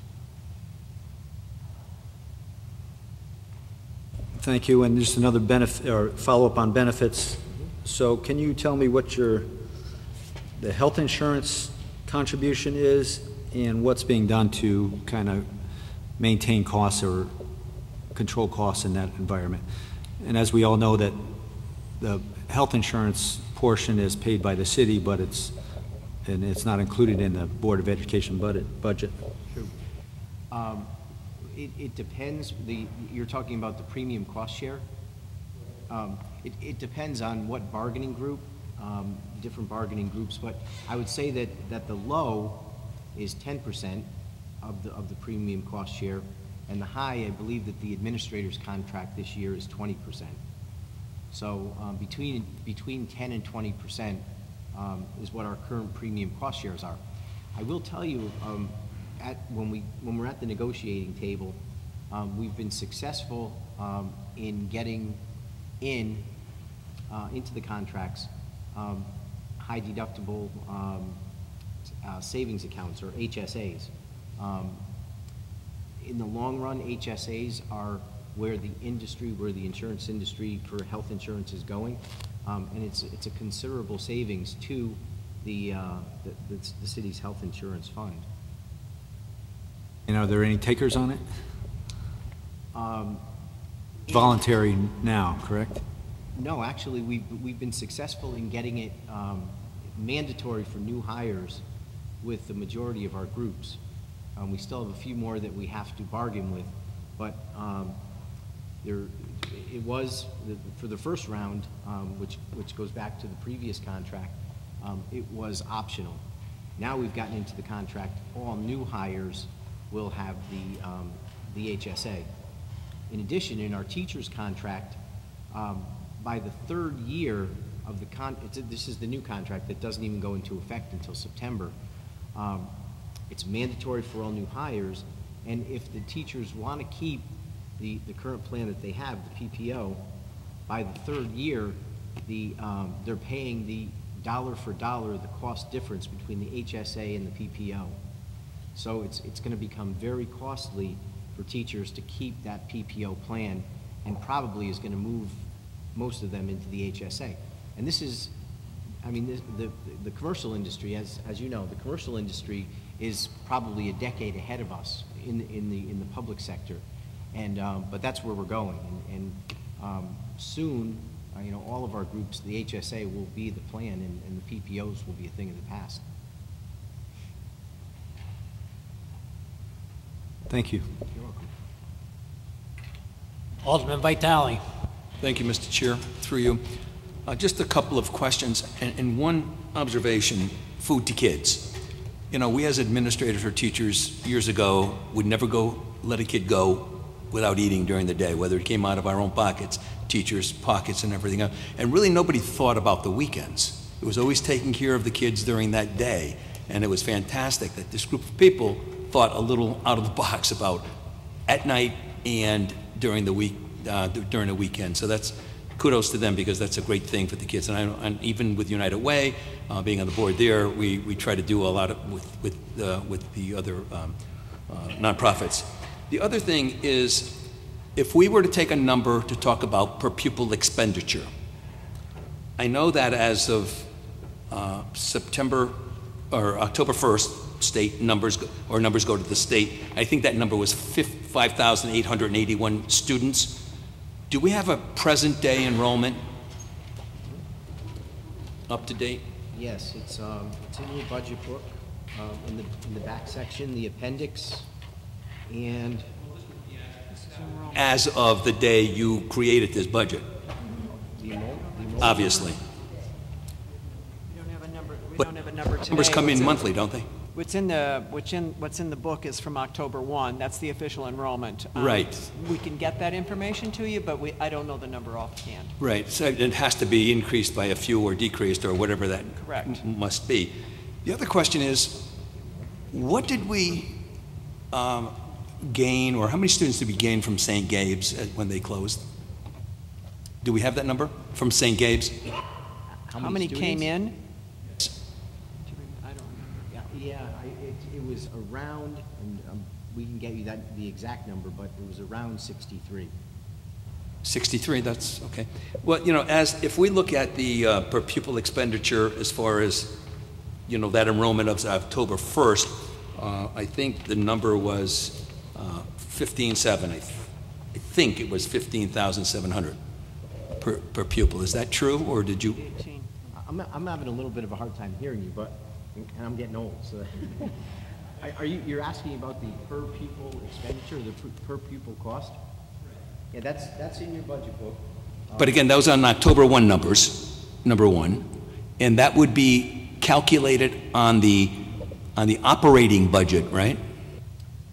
The operating budget plus all other costs that the city pays for. So if you look at page A18, it spells it out for you. The numbers as of October 1. Correct. That's what we calculated.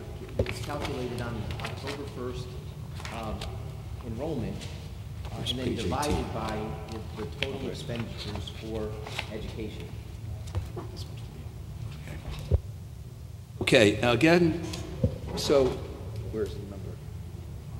So it's 15, but that number, if you divide 5,881 into 92 million, that's 15.7. That doesn't include all of the other, because I think the budget comes to about almost 120 million with all of the other. Correct, because you're looking at the proposed 17-18, and the city hasn't set what the budget's going to be. So if you look at the adopted budget for 16-17, the per pupil expenditure for total education is the bottom line number, 19,226. Okay, That's that was all costs. It's the lump sum operations plus all of the costs that are carried on the city side of the budget for education, and then divided by the October 1st enrollment. right, but that number could change only because the enrollment is not up to date. It says a few months old. Right. But it only gets calculated once a year. Right, for state purposes. Correct. But I just, for our own purposes, to see that we're close to $20,000 per pupil. Thank you.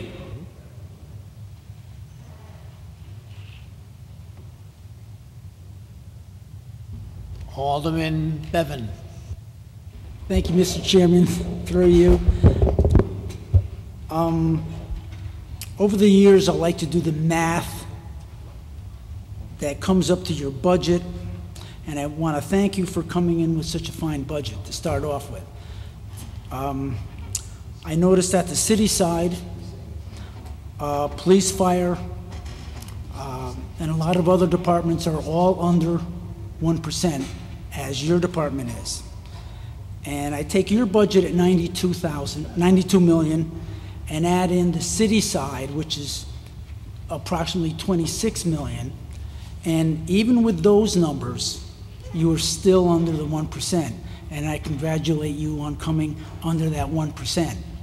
I never really get to speak to the group that is sitting in front of me.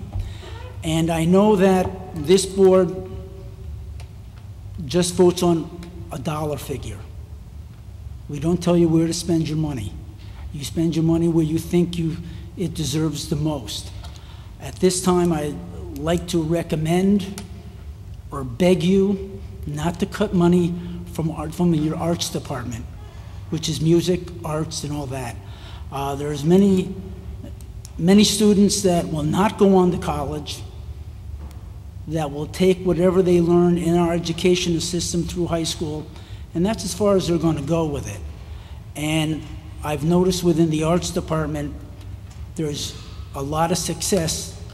As Sue has mentioned that she was at this awards thing, and I know of a number of students that have gone through the Milford education system that did not go on to college, that have pursued arts and especially music, that most of the city doesn't know.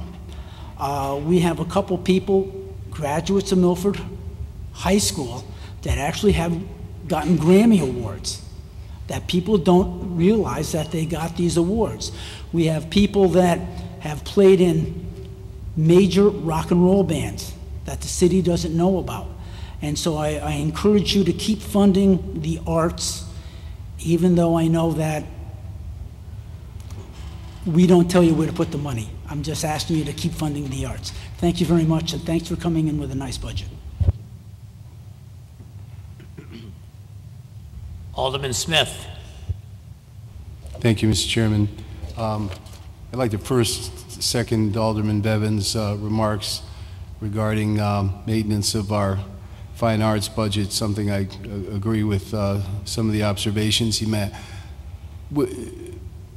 I also applaud the board, the district, for coming in with such a austere budget this year. I know it's very difficult. I know we're looking at declining enrollments, but the superintendent and the Board of Education has done an outstanding job every year in whittling this down, despite contractual obligations and the rest. But we've been going through this whole budget process from the mayor's budget through the finance board here as if everything was the way it is every other year. And we know it's not, as Alderman Anderson brought up, and as we acknowledged earlier, that it would be foolish to deny the specter of what may be coming, and it probably is coming from the state. We're looking at reductions in ECS funding, if not all of it, a good portion of it, which even half of that, $11 million, would be draconian in terms of what our operating requirements have been for this school district over the past few years. I understand we have no choice, but as Mrs. Glennon said, to be committed to the budget that we've submitted and assume, because we don't know what's going to happen. But I know on the city side, and I know the finance director is aware of this, we've asked the departments are looking at various contingencies, worse, disastrous, and not so bad kind of scenarios. I'm not asking you to be terribly detailed about this, but could I ask if the superintendent's office and the school board have some ideas about what we do in the event that ECS is cut to some of the extent that it has been advertised, and or as if, as Alderman Vecchiarelli brought up, that we're going to be assuming more of this pension obligation that heretofore was administered through the state. So I can speak to the school board. I mean, we would expect that Dr. Fieser and her administration is having these discussions, ongoing discussions, and thinking about this. But it's premature at the school board level for us to be discussing it. But really, we would have to just take some serious look at our priorities first and at the district as a whole, and recognizing that there would be some very difficult choices that we would have to make. But it's really a matter of prioritizing, what the needs are. The more important needs have to get funded, and the needs that are lower down on the totem pole, might have to see some reductions. But it's a very difficult thing to approach with such unknown. I don't know if you want to add anything. All I would say is that, yes, we are looking at various options. Again, we would be foolish not to do that. I mean, because we're very cognizant of what is happening in Hartford, as well as, what was proposed by the governor for Milford. But because we also know that when the time comes for making decisions, you know, that's not the time to start to examine the budget. But clearly, you know, anything that we're doing internally, we're doing internally. It's really, because it's the board's budget. It's really the board's decision on anything that would occur. Thank you. And thank you again for all your hard work and for the school board's hard work. If I could just, I want to comment on the arts. You know, I know that for me personally, the arts are very important, and the arts really are considered a core subject area now. But I just want to make sure that all of you know that we have some fantastic artwork hanging at Parsons right now that I hope you'll go and look at, and make sure you look up while you're there, because there's some interesting things on the ceiling as well. Alderman Hardeman. You know, I walked through there today, and I was taking my wife home, and it was a very long walk out. I made sure I saw every school that put up something. They did an awesome, awesome job, so you can thank them. That's great.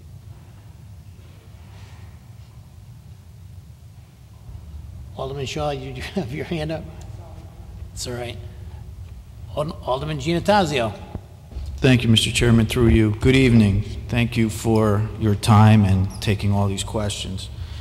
I do have some questions on the request side. First and foremost, the school resource officer that was cut by the Board of Finance, what was their justification in that cut? It was the fact that the mayor did not put it in his proposed budget. So the fact that it was not in the city side, that was the reason why they recommended that $40,000 be reduced from our budget. And you also mentioned, Dr. Fieser, that this would bring parity between all the schools. They would all have a resource officer as far as the middle school and the high schools? Correct, particularly the middle schools. I mean, the high schools have parity right now, but the middle schools do not. Okay. Moving right along to this residency truancy officer, it's not a lot of money, it's only $25,000, and I understand your point, but I also do recall at the time when the SRO officers were being implemented, part of their job description that was told to the board, because we did have SRO officers since then come here, was truancy. If a kid or a student wasn't attending school on a regular basis, there was a flag, and they would look into it, talk to other students, and actually go out and visit the home. And I remember that specifically. That was part of our discussion, that they were involved in that aspect of truancy, where they would follow up with students, and if it became problematic, then they would reach out to the parents.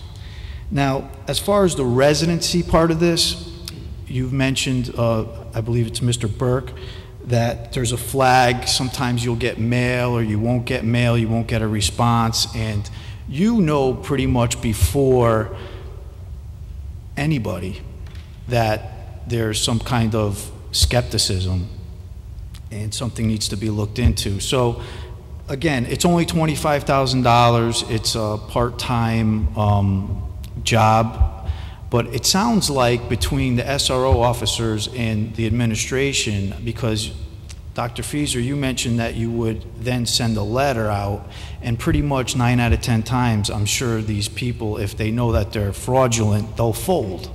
They'll just take their student right out of school and say, that's the end of it, you know, I give up, I got caught.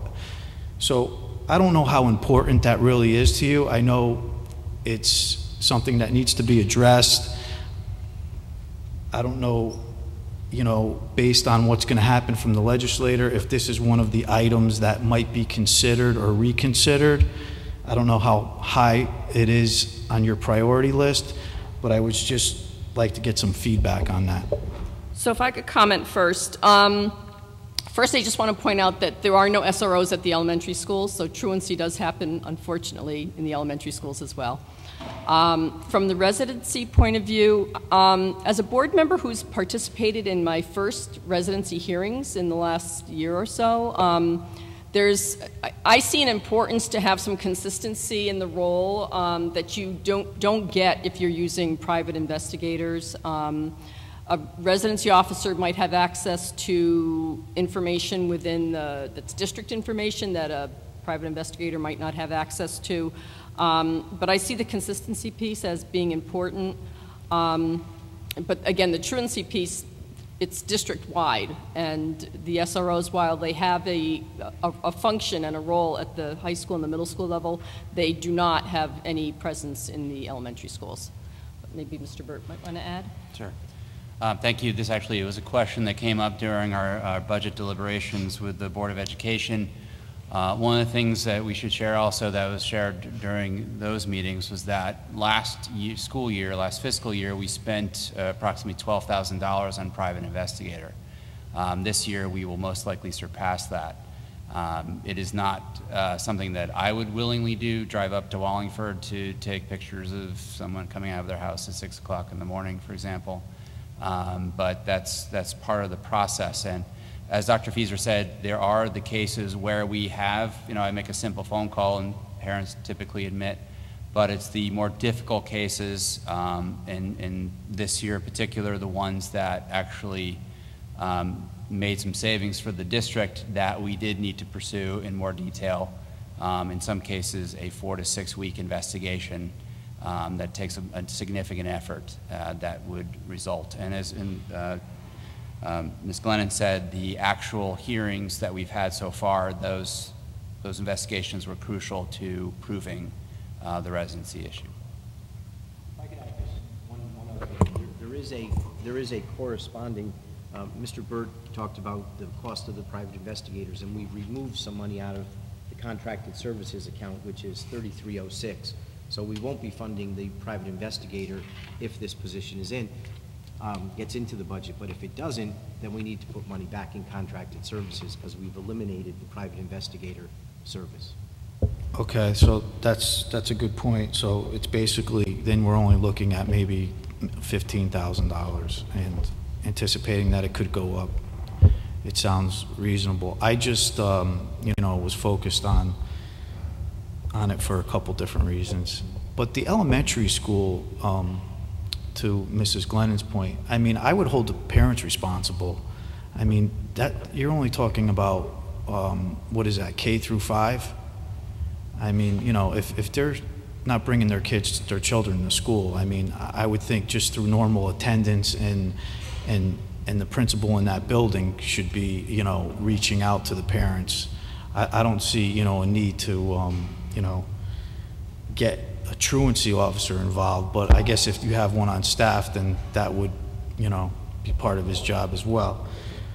The other thing that I wanted to... If I may respond to that, just so you know, that we do have school-based attendance teams that typically address most of these issues. We also have a district-wide truancy team that takes on a majority of these cases. It's really the exception where we aren't able to work with the parents and try to come up to a solution, but that's where the truancy teams really would come in play, and the truancy officer in this case is being able to go out on a regular basis at 9 o'clock in the morning and going in, for instance, visiting a residence and discovering what's happening there.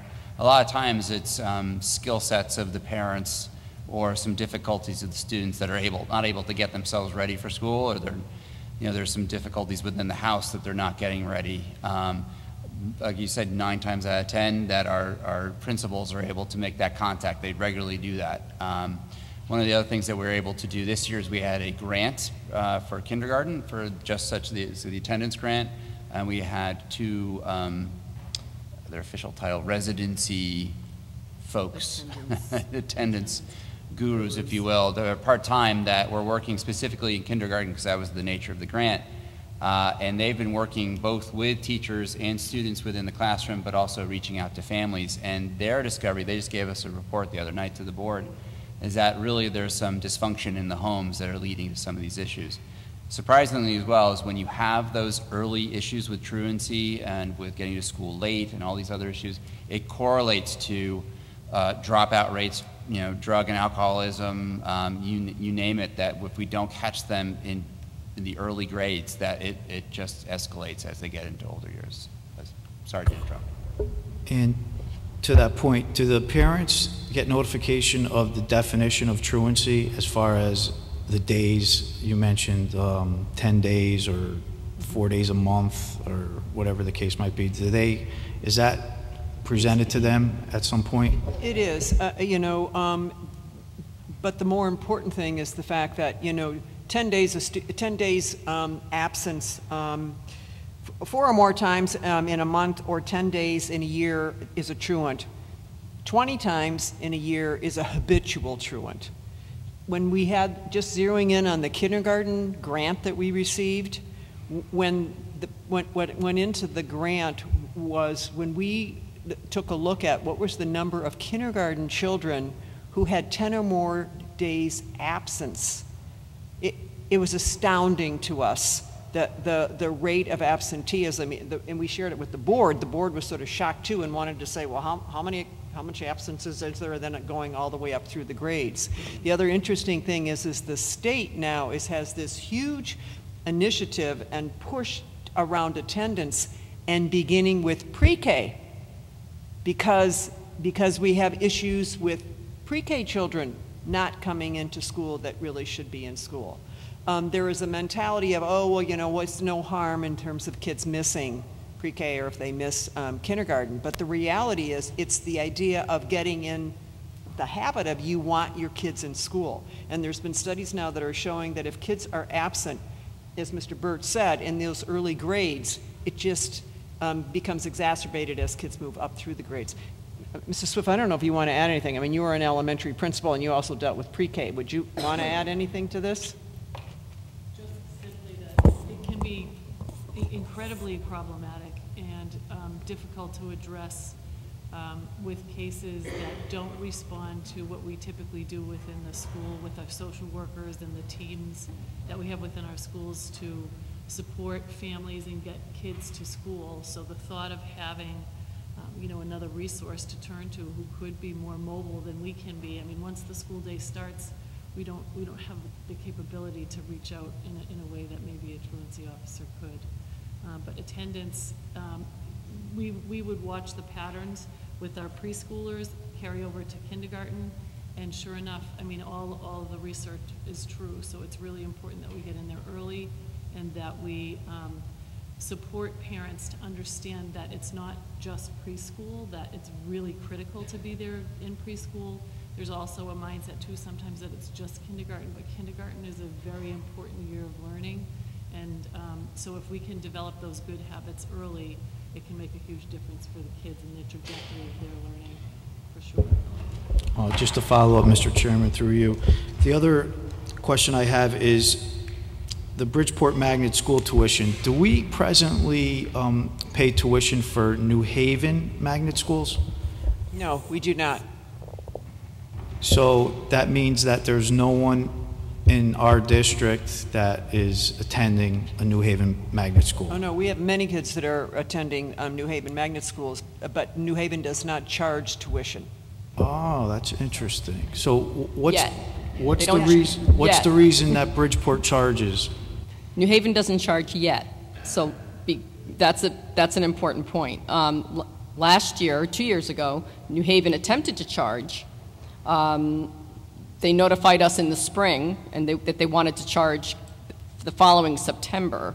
Budgets had already been set, and at that point a state law was passed that stated that a school district that wanted to charge tuition for magnet schools had to put in the request to the Commissioner of Education and be approved, and it had to be done a year in advance.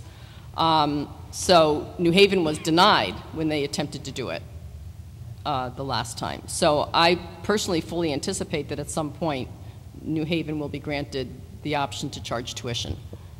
Okay.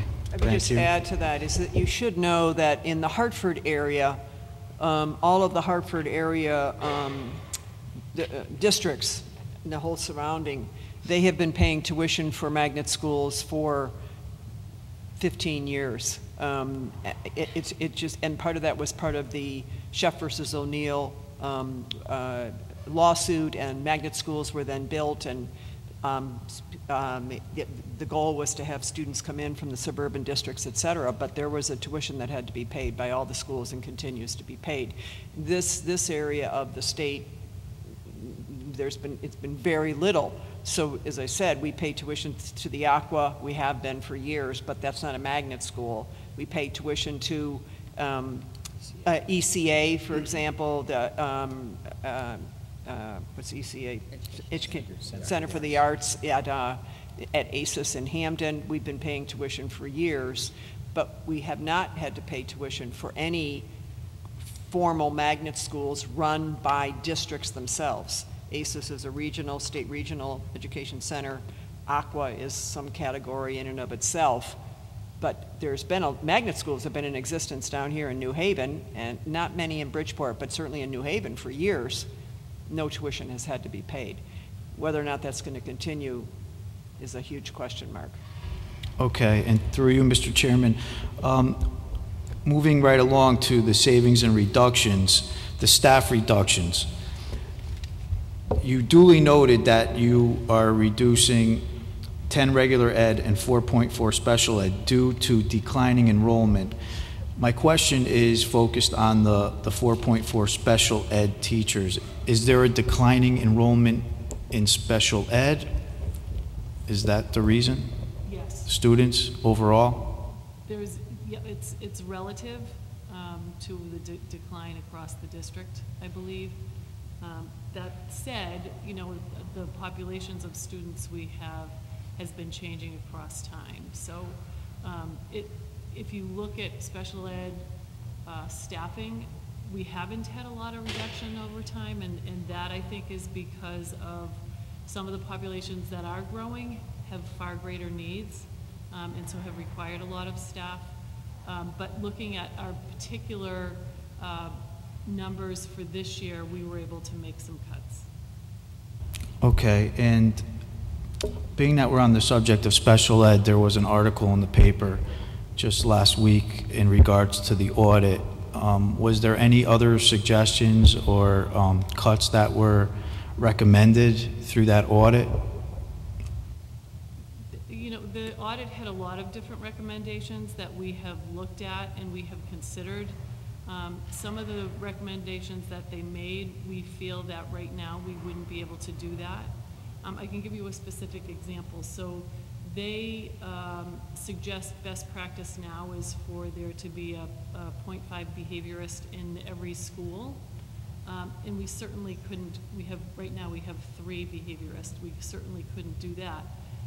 They also recommend to have less social workers than what we have in our schools, but our social workers are our frontline behaviorists, if you will. The skill set that they have, they're able to address the behavioral needs and the social and emotional needs of our kids that behaviorists do. So if you kind of look at that one example, they make this particular recommendation, but we have it covered in another manner where they would suggest cuts. So we've certainly considered many of their recommendations. We have put several of them into place and continue to look at that and work on that over time. Okay, and just for the record, that audit, that was paid for by the Board of Ed? Okay. On the utility side, Mr. Riccitelli, when these schools start going online, I know the projected savings was for a year, but I believe we're doing Foreign High. I think Calf Penn was the most recent one that we agreed to, and there was a couple other ones. Can we expect possibly to see this number maybe double? It's too early at this point to predict exactly how much savings we're going to get, but I would say over time, when they're all implemented and they're all up and running, we're going to see a much greater savings than what we're seeing now, for sure. Yes. And I'm sure we're going to see more schools coming on board with solar? Yes, our goal is the first 4 will start the day after school gets out. You've already approved the leases or the license agreement for that. at your next board meeting, we're asking you to approve 5 more, and those will be installed at the end of the summer or early fall once school opens. And then that leaves, after that, if my math is right, that's 9 schools, so that leaves us with 5 more to do. And the 4 elementary school roofs that are being done this summer, plus West Shore Middle School, are the ones that will round it out the following year. And I support that 100%. I mean, I think everyone in this room, including all the taxpayers at home, are going to benefit tremendously from that. My last thing that I want to ask, and it's come up before, but there hasn't been really any talk, and being that we're on the subject of declining enrollment, is there a possibility in the near future that there would be a school that would be closed? Has there been any discussion? On the part of the board, did you want to address that? There has not been any current discussion, no. The board, you know that we deliberated on that topic several years ago, and there has been no current discussion. Okay. And so are we going to be moving forward and putting solar panels on all the schools? Is that the plan, all the schools? Yes, right now the board has approved bonding for roofs on all of the elementary school buildings, and our plan is to put solar on all those roofs, yes. Okay, thank you.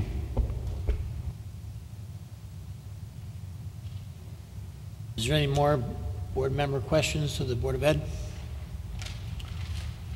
Seeing none, thanks again to this Dr. Fieser and your staff, and for coming out and answering all our questions, coming out. Excellent presentation. Look forward to the budget hearing coming up. Thank you. Is there a motion to recess to the next budget meeting on Wednesday, May 3rd? So moved, Mr. Chairman.